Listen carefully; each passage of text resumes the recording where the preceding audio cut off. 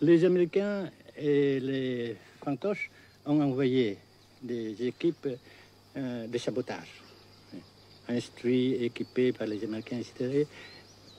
Et nous les avons pris.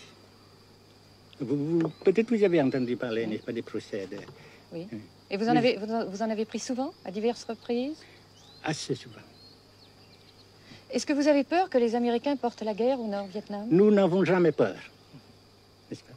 Comme les Français aussi, on dit que peur n'existe pas. Est-ce que vous pensez, Monsieur le Président, qu'il y a une solution militaire à la guerre du Sud-Vietnam?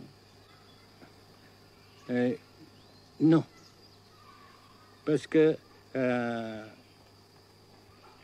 vous savez que le peuple vietnam, c'est un. Et le pays du Vietnam, c'est un. Les Américains ont fait une guerre d'agression, comme qui dit, c'est une guerre non déclarée. Et, comme vous savez aussi, vous avez pu lire dans la presse, n'est-ce pas, bien mondiale, que plus la guerre prolonge, plus les Américains et leurs valets, n'est-ce pas, comment on dit ça,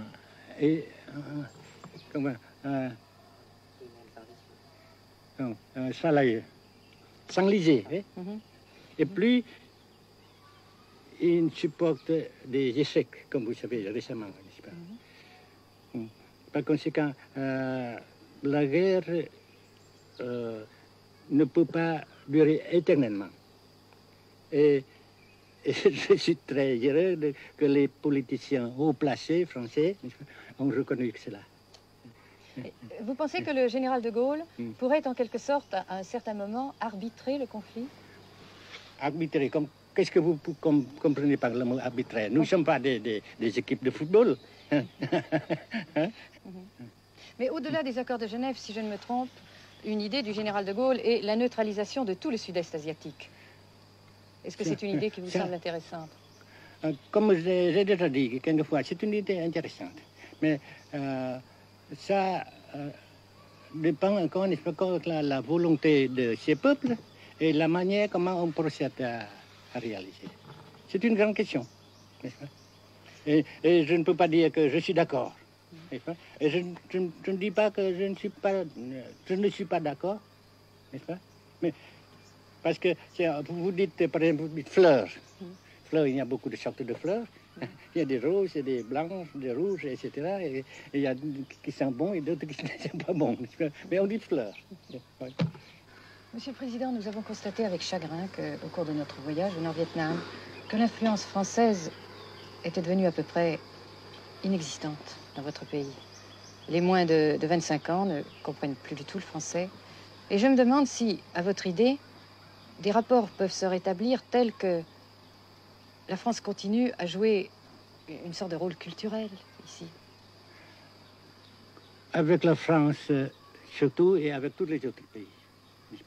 Nous voulons avoir une coopération amicale, culturelle, économique, etc.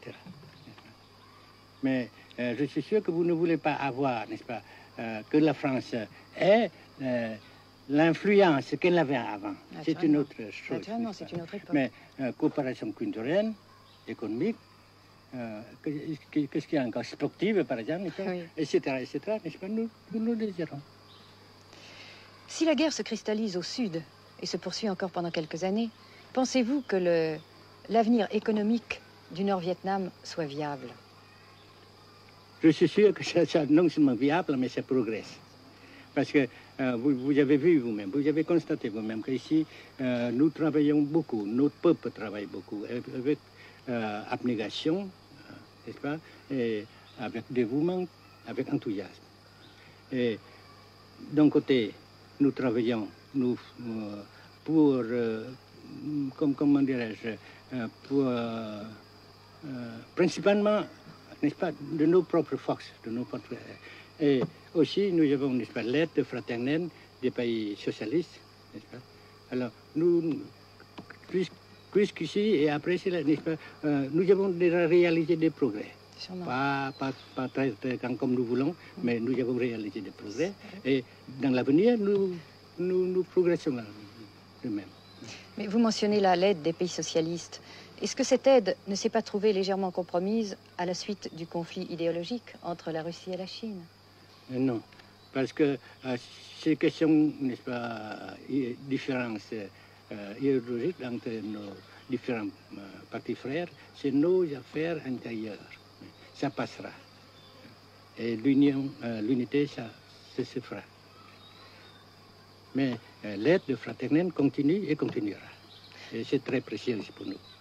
Bien sûr. Mais certains ont l'impression chez nous, Monsieur le Président, que le Nord-Vietnam se trouve actuellement assez isolé, asphyxié même, et que politiquement, il pourra difficilement éviter de devenir une sorte de satellite de la Chine. Qu'est-ce qu'on peut répondre à cela?